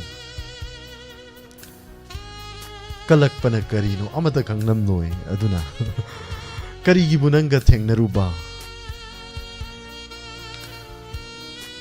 hana tagatchari saruk yabiriba khudingmak loinana Facebook live ta leibiriba madam Sir Arun Jumnam tagatchari toram sida saruk yabirakpa Sir Tiken Thokchom tagatchari inau goroba kuman taram nokchari toram sida saruk yabirak liba khudingmak Sir Imo Mangang hana tagatchari na Sir Basu taram nokchari Sir Robin Maitei Kumujam Kuding mapuhan na tagatchari taram nokchari matangi caller muglokotchage kari kudol tambirakba mayam puna taminasi Masih karai siana grab zano masih Misi hen kalaktik kay daw grab zano Tabag yam cinabam matam oi banam morega Wari mapung phadi che nadra Madam Meno namirakpam hanana tagatchari Madam Susila Okram tagatchari Taro masiki matangi call okachage yung kaibam Helen Morang kuno tagatchari Madam Rosovati Devi Adikari Mayum, Madam Basuta Gachari, Madam Imabimala Concham, Madam Budipati Dam, Imabasut Hanana Tagachari, Thoram Sida Sarubia Birakpa. Call Okachage. Hello. Hello. Taram Nokchari, Madam, called the Birakpa Mingamadi from Hibu. Wanjing dagi balani saha. Taram Nokchari, Madam, Thoram Sida called the Biraktuna Sarubia Birakpa, Hanana Tagachari. Madam Sai Sing do Navi Krabo say. Yak saja dari sah. Fi sari mau nak thongi. Mau na chak thongli. Tagachari pi je kari pino sabiri sibo madam. Sa khukun muka itu sari. Orang pihak di sana. Adu di paisa yam tan bai mawong ni ne. Hanna tagachari loinana Lanto pi sana karamba isai natraga karamba isagi oi talent would be gani madam Sa isa yun na sakre. Kudol tambisi Singgi leisa na hende ko yengli makai phajare Tangi leisa suate ko Yengli makai phajare na khoi negi na ta uraga haita manja aisu inariye kontang tan tha sana no jana to tan tha naina loi han ning de nga si no mi Jagoi kutek pena saja kige Ngan birado thaja nang su Nuja mai thong pena yeng ja kige Lamdam tamna leikha basu Nungti lake nanakta da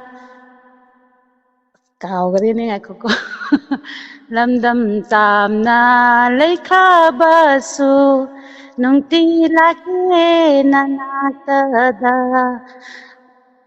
Tambirado kutek ado Tanta naina kutek ado Singgi leisa na hende ne yengli makai phajare loi hanning de ngasi no mi jagoi kutek pena yeng jakige ngan biraro thaja nang chu Nuja mai thong pena yeng ja kige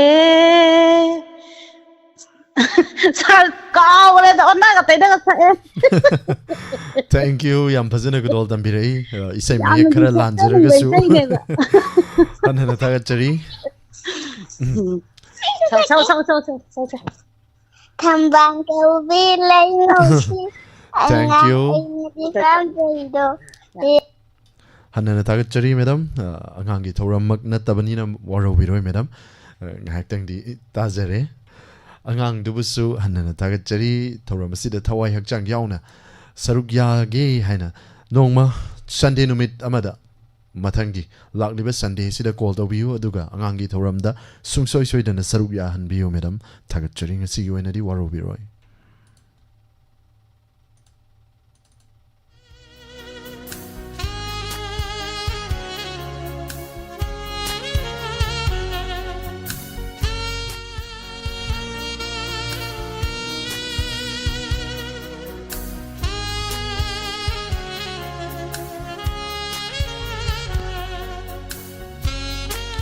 Thank you. Thagachari saruk yabirak liba kuding mag ichan rosni koisum. Thagachari thoram sida saruk yabirak pa. Ngasigi Facebook party karom da yo grabano karai yo na sien grabano chat grabano khangdre. Chat live chat kasi tumin na chap yo unwai muksi ngasi si kai daw rabano. Thagachari loinana saruk yabirak liba Facebook live loinana YouTube live ta saruk yabirak liba singbasu thagachari aina patok chahodaba yauragasu mehamna warobidana bhaijari imalali tayeng kom tagachari madam sorok haiba mibem cha taram nokchari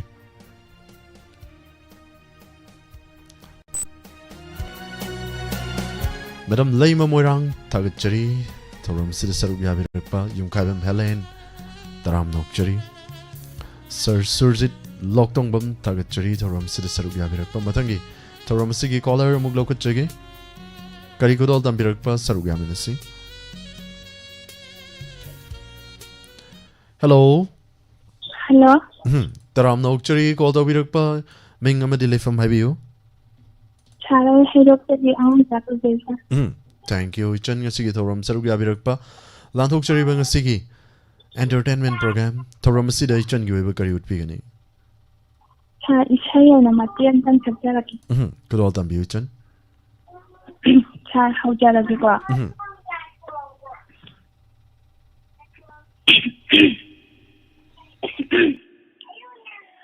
Nokidara aibu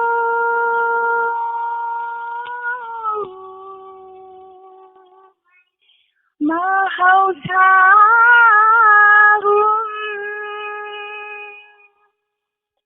awabase notuna samoida nukidara aibu mahausagum awabase notuna samoida Wadabasaduna Bhimana Laikidara Mamal Bhuminoki Laikidara Thapunsi Nukhidara Aibu Mahautagum Awabasilotuna Tamaida Wadabasaduna Mimanga Laikidara Mamal Bhuminoki Laikidara Thapunsi Nukhidara Aibu Mahauthagum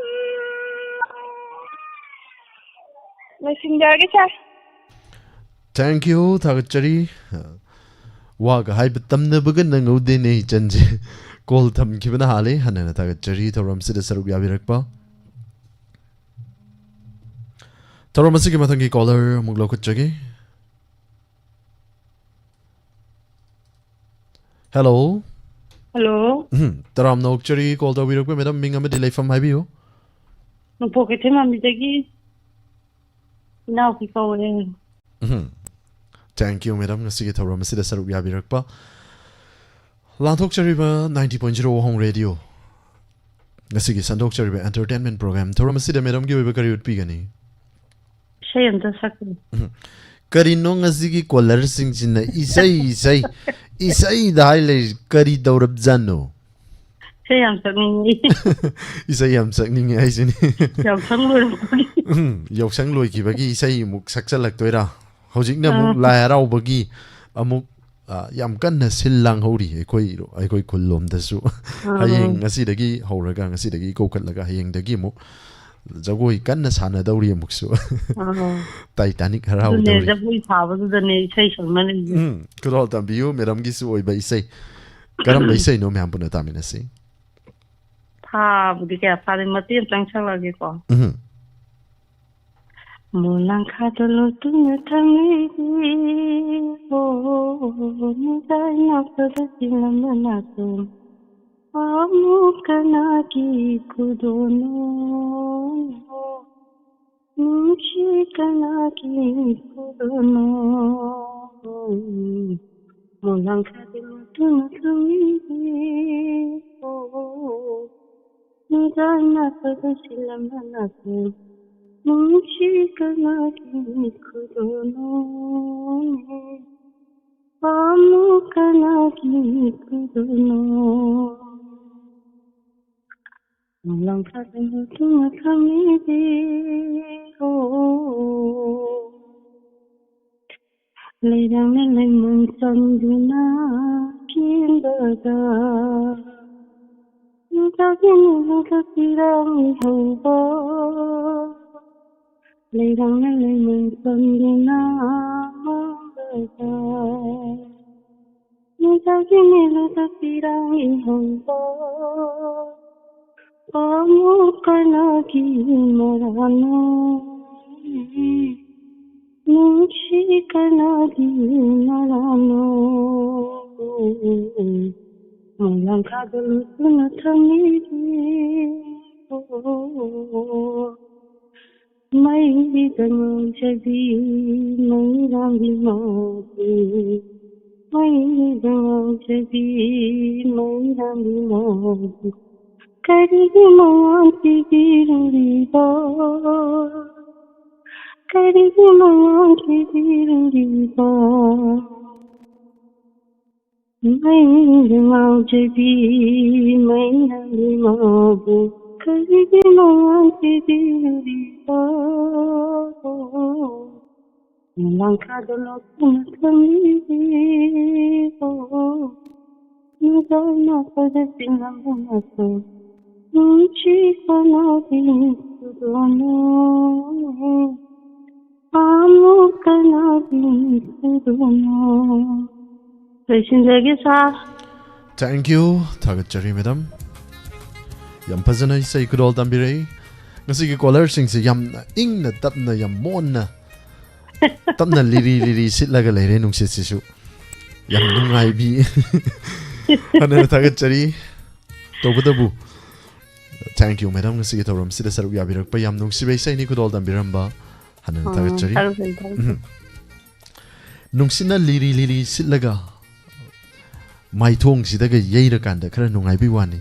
Isai je aying ba makta sum tasila adi kainom sum tawsalai aduna maram moiraga isai amtang kudol tamjage call tawbirakli ba caller ngaitang pai bina balo lokchari isai mapung phana saksaroi matema kudol tamjage program se khitang lang thok jage lang ba yabre yengsi ma'am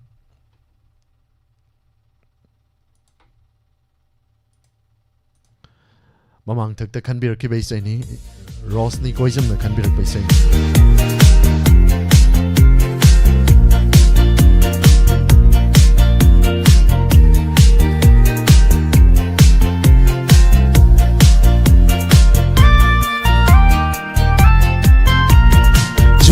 Laisana heli ne yeng li ma kai pa chai tamgi laisa suwate ko yeng li ma kai fa jare jingi laisana heli ne yeng li ma kai fa chai tamgi laisa suwate ko yeng kai fakchare na khoi ni gi jagoi uraga ai su yau ning le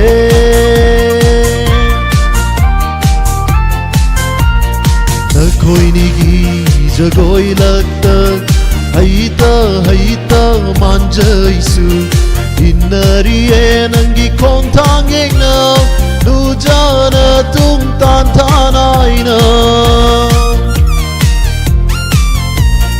Takoy nigi jagoy lagta Hayta manja isu Inariye nangi kong tanging na Nujana tung tan tanay na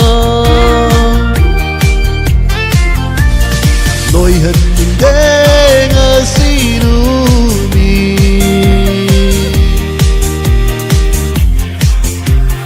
Bena sa ziki ge Ngan bira ro ta jeng nang su Nu ja mai tong bena yeng ziki ge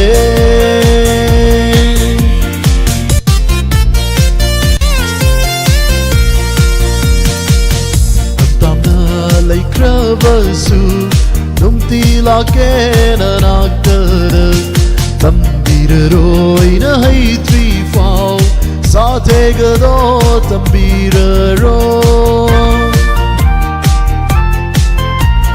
Lamdam tam na lay kravasu nung tila ke na nagdara Tambira roi na hay three fall Sa tega do tambira ro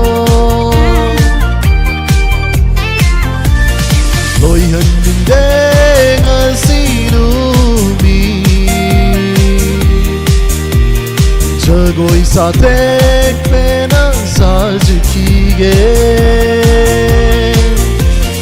Ngan bira ro ta jeng nang su Nuja mai tong pena yeng zuki ge Thank you. Matang soy de tension jagi. Thoro masigi matang ki call lokat jagi. Call paira ga lai biri ba caller hanana thagat chari. Hello. Hello. Taram nok chari madam call to birak pa ming ga lai from ga hibiu. Wal parkhan khong lerek ni wat kom mensa. Thank you ngasigi thoro masida sarugya birak pa hanana thagat chari madam bu taram nok chari. Sargi say duni na kazagreda. Hek haijin bu hayo aduga. Sar kon la pa ko ti pa jong ham da minu sargi masaku udre. Sir gi masak udre ay na tak pire. Yam no Wala haijin. pa ko ti pa jong ham dra na sargi masak ugo khangdre pa piele. Adumain haibino. Yeah. Madam gi icha sing natra inau sing adudagi adumak wahong radio search tawraga adum yeng hanbiu adum haibiu adumak uza uragani meam aduna tagat chari Thank you. nung haijari phone pai Madam Sai ngasi sai ta ba khoi sai de sang ya rồi. adumai na su hek pangtha tagat piganu tara adi soidana kwang tek ba yaurani somda tagat chari madam Matia makatang na de sa. kudol tambiu madam Hello. madam tajari radio Yari ko. Haura ge ko. how birasi Ye mai jao binu mi lai. Pakhang lai sa khudol adar gula. Punsi lai pul kundo paring. Sabana bisahi giwasak pang topi lai bag lai. Nung alam dai singarai kinbi. Mai kan bi petrug lai. Nasum lai rang chigung lai. Na pucham degi lai rang take lai. Na panchao bi modo lai. Pamil ucha da sati sing thao lai. Tingkhang pandi kusumli Taigangi wasaglay Lairang kondirei He may jaubi kaboglay Pukhi mapalay hawlay rin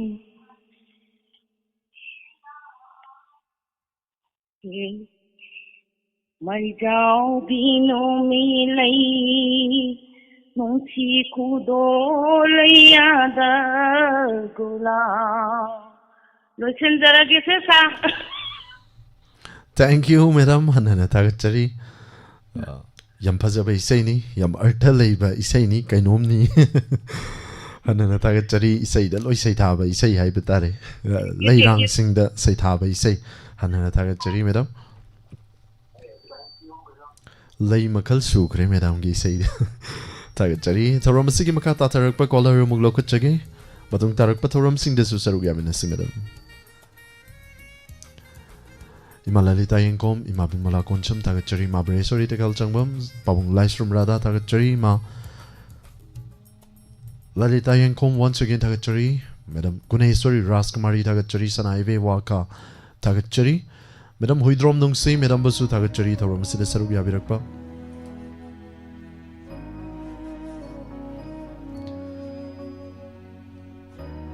madam soibam sila imabu nachana Tagachari thoram sida sarug yabirakpa Madam Padma Devi Menu Namirakpam Tagachari Yumkabam Helen Madam Santi Kontojam Tagachari thoram sida sarug yabirakli bakuding makpu Hanana Tagachari ning tojam ina kunbi Bawung Jante Kumar Yumkabam Helen Hanana Tagachari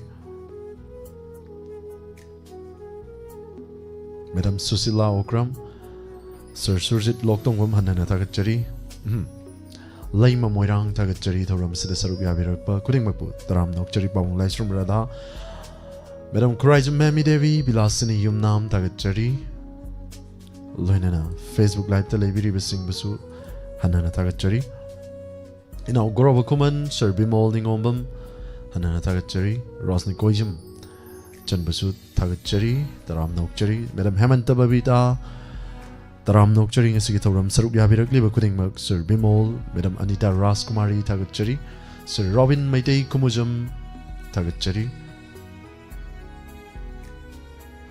Madam Bina Sakhi Devi Atokpam Taram nokchari ngasigi thoram sida sarug yabirakli bakuding makpu loinana thoram asigi mathangi caller lokachage Hello Hello, Taram nokchari call to birakpa mingalay from Gaibi madam. Kongchangdagi Thangjam Sinita. Thank you.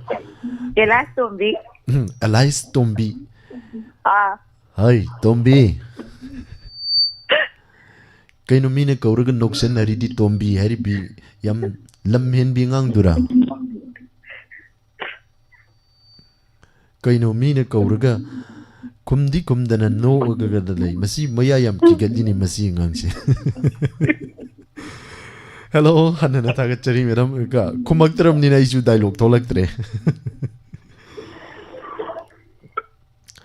hanana tagachari madam hasigi lanthok chari ba thoramasi da sarug yabirakpa kari kudol tambi gani madam Isai Sake. kudol tambi yu kari kudol tambi gani Class at salak paduna makok salage na salak paduna mamaida na salage tiene salak paduna isai makalahun salage nai dauri remix ni ma'am da kudol tambira kudol tambi si madam loina na madam ki mobile to loudspeaker thabi bro madam mobile loudspeaker thabi bro Nangi thamoigi mayekni aina saklibase Nangi nungsibasuni aina nganglibasu Paklaba nangi tolgi ipakta Paklaba nangi tolgi ipakta Tangjabi aini Kainarage khalaba nangna Kau bersuhana Tamdiram ko Thadoktige ninglaba aibo Mai chak to khangba tak lam kho Nang se thawai ni nung siba ai tagi Ayukina numi dangi na thajani Ying la ga ura ga Pangnung ganung siye Dangon dangau jai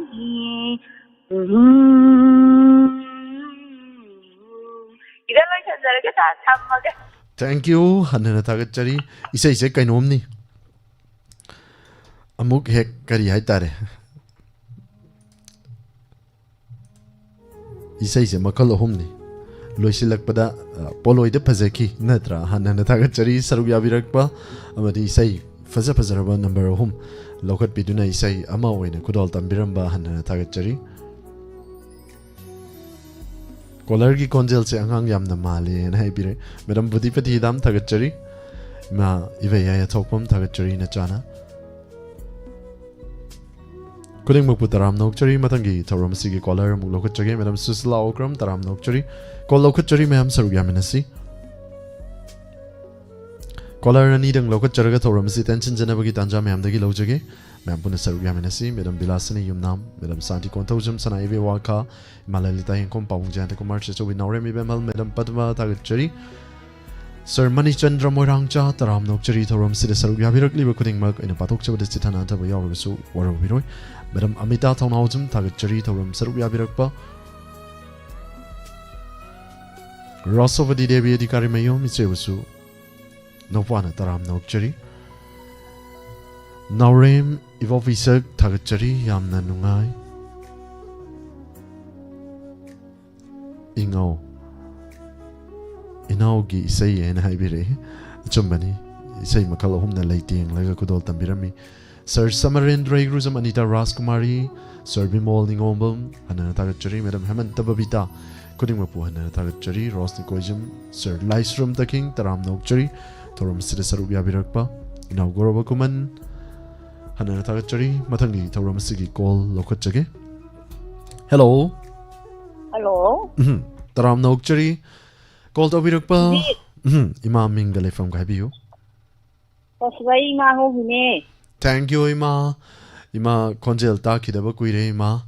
Kuire nagi phone bu chungpang phangdaba ju kari no. Mina di Agi calls Yam Pangi and I educa Imana Pang the Harris in the Kamain Tauribzan on Hema.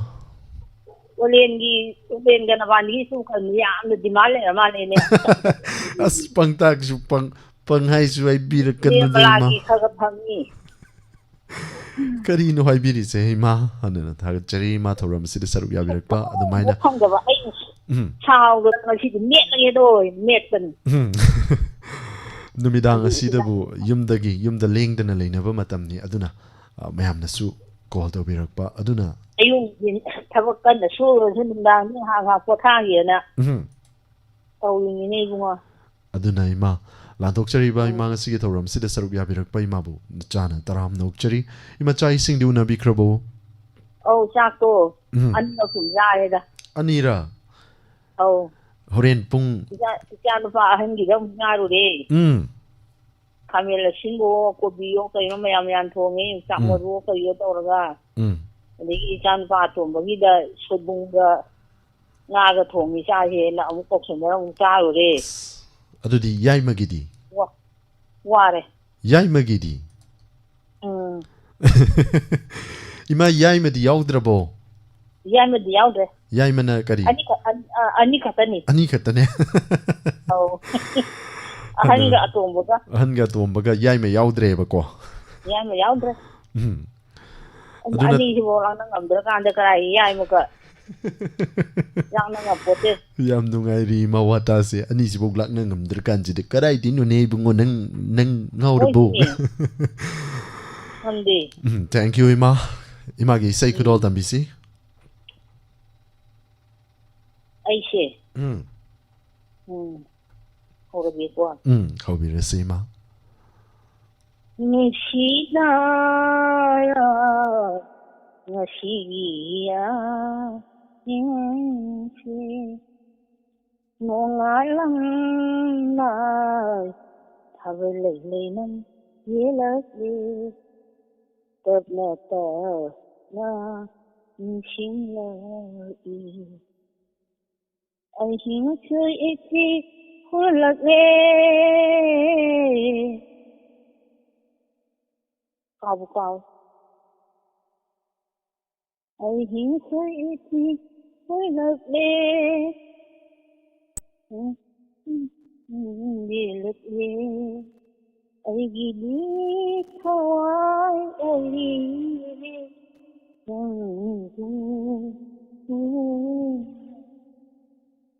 Sigara Sigia Bunga Loisalasi Thank you Ima Tagachari Isaise Kauramdragadi yam fazana kudol tamge kanjabani Ima se Matung tarakpada Thank you Ima duma call try to view aduma call Nang from ichan Susan pa malin na ina ne yam nusiba Ichanupa ai ichan pa do kuma lami he nang ganang no mo ai photo pura la ke mathang gi da Thank yung you ke amangi Aiga manabase ani di sure aigi marup Yamagan yamagan amana so haibire aigi ibai amaga masak yam manai na kuju ju amana ba murang tawra ga ne kuchu dine ima sida khara ngaubai wani aseng bai ur kan di ima khang dana ne ai khangi di khangi ima ai function ga la ko do u di na thank you ima yamu na te kulei chu ni kulei ku chu adu khang laba natro kainom ni ima na ga no ye ka no ahoy ima Ajana te program do to ngam boi ko thank you ima hoy ki board gi meham gi seba ma to lom na to bangam boi jage ho thank you ima hanana taga chari thoram se ge roi be kol lo ka chage ima se wari am nungai bam sarami aiga mana base mayam na haibirak pagi mutungina imana suma haibire aduga imana bam na su haibire ani di sura mala aiga mana lei haireise hojikido oiram bazu ai khangdi phangjanara magadi imaga imana baduga mathangi thoram se ki last caller lo ka chage hello taram nok cher ye ima ngasi ki thoram se Taram seri ja busu ima chai singuna bir krabo Rakadriye sakthongiye hai kai gino tombino nangna chak ising je ngan ngan cha thoke hai tadana hoji pobo chak chadri hai je na than leiraga tandra rak chawiya de thanda leidu ya wat pe ame on thok pani imai la ke lao na thongi la en chang jo ho ni ima hoirom da hai jalum na pado male Tagachari mang asigi thoram asida saruk ya birakba ima khangabok tagi ima tombino ni call da birakba ima asigi thoram asida ima gi oiba kari utpi gani isai anta sate matam ni thema kuro tambi ima nang louud speaker yo mutachara ke thambiyo ko mutta thambiyo hawa siga hobira sima Mace kaya thunga Sigai biramle nang na Aigi warigi adoi basaruk to Aigi wadi adoi basaruk to Paba thuktana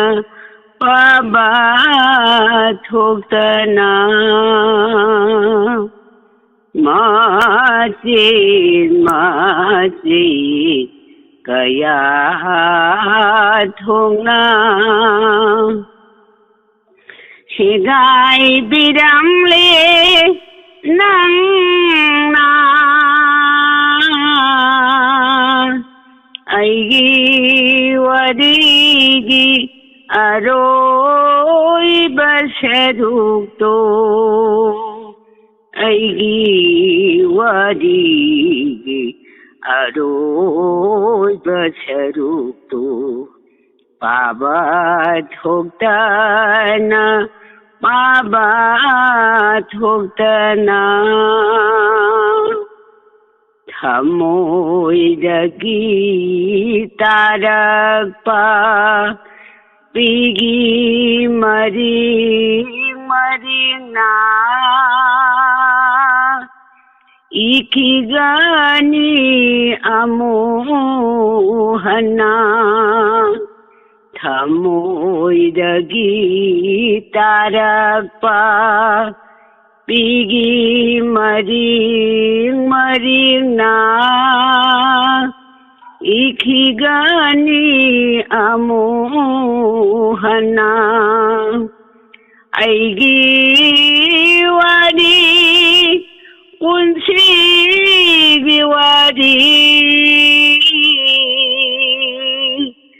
마tin kaya thongna thamoidagi tarakpa pigi maringna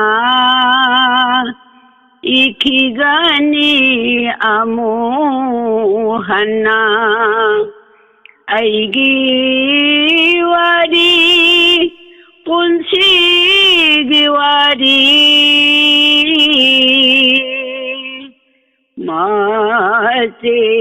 matin kaya thongna chegai biramle nangna aigi warigi aroiba sarukto aigi warigi aroiba sarukto paba thoktana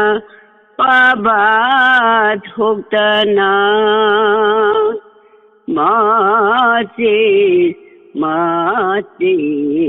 kaya thongna. Thank you, Ima. Hanana tagachari. Yam phajana kurol tambirei thamoi kaibagi sei thamoi se kaida kaibadona imana sei se yam phajana kurol tambirei hanana tagachari na cha. Thamoi kaibagi sei le story. Thank you, Ima. Thamoi kaibase adum kairaga leiba yaba nate Ima. Aduna Tauram sida saruk yabirektuna imana kurol tambirekpa ekoi mayam leiri sini Ima thamoi Thamoi yam kaibati. thokpa thamoi kaiba adu sei ne. Thank you, Ima. Loina na Ima nasigidi nacha gaika nacha gai ma galap narasi matung tarak pathoram da su saruk yabi hanna tagachari Ima. Phare Thank you. ammage ko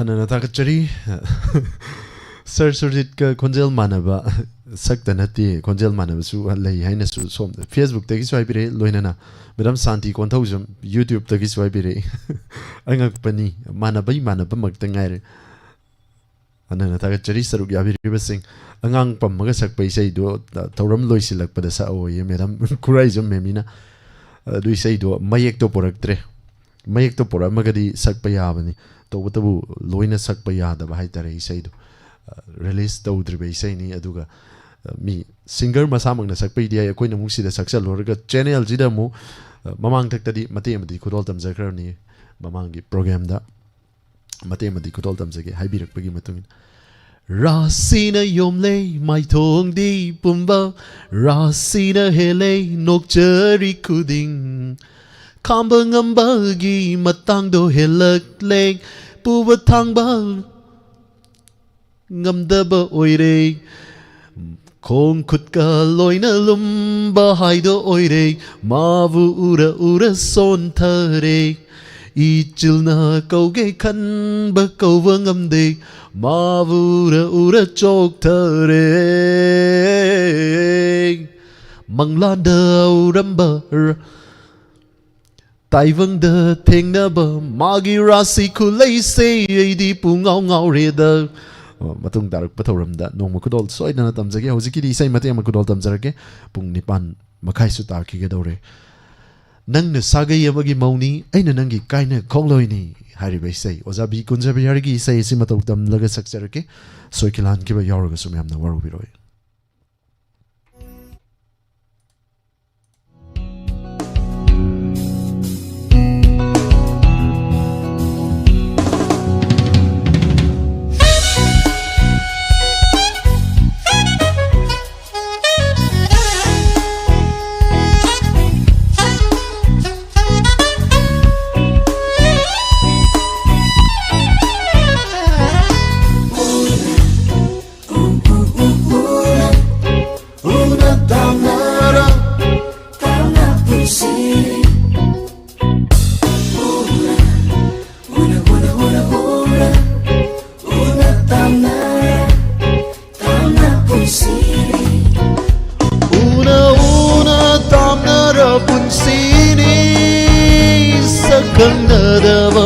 lamlan bamagum una tamnara punsini sakanadava lamlan bamagum nang nasagai amagi mauni aina nangi kaina khongloini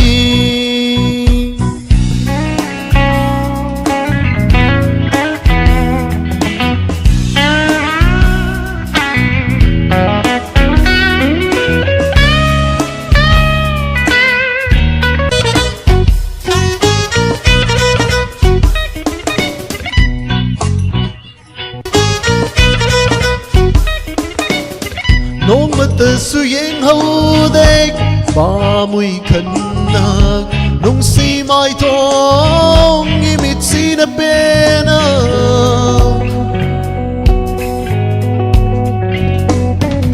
nong mat su yeng hau dek ba mui khan na nung si mai thong imit si na pena are pani khalui hau ki ba pun si are pani khalui hau ki ba pun sina nangai ga leina ri ba mari se nangai ga leina ri ba mari se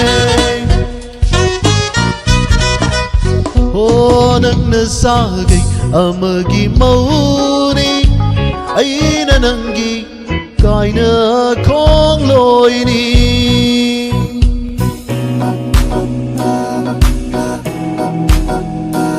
say the kind of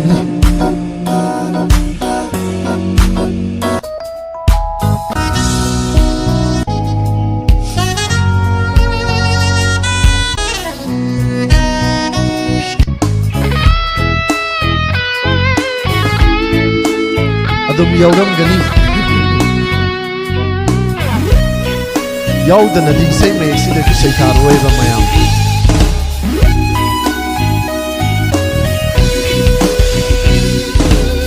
Molava kusana tanik na pairaga lengkiva ngova kundo pare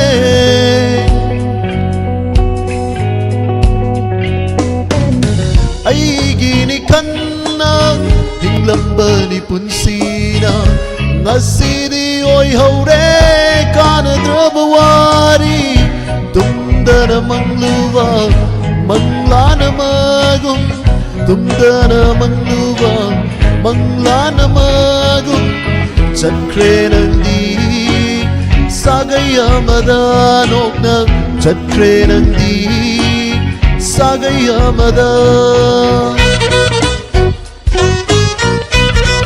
oh nang nasagai amagi mauni aina nangi kaina khongloini matang soi tension jage pungsu nipan makai takiba namaro moraga lanthok sakiba matamda soi kilan kiba ke yorom lagasu mayam na waro bidanaba mayam ki mafamda amukasu ana nolok chari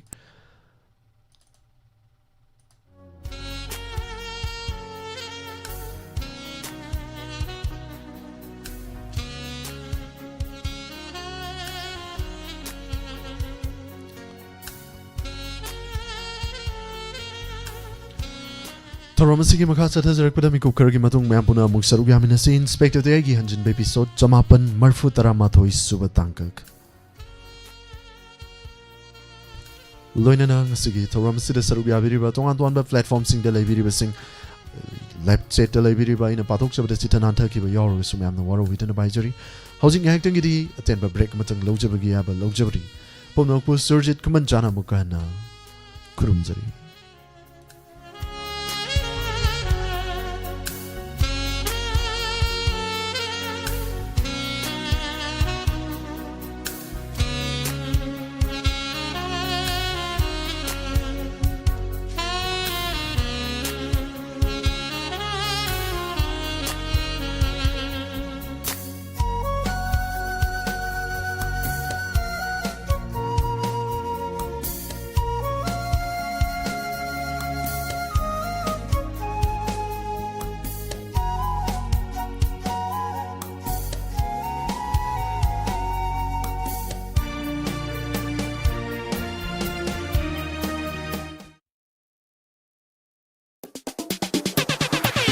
Taramonga Suba State Level 9A Side Village Open Football Tournament 2026 organized by Awang Kuno Youth Development Association.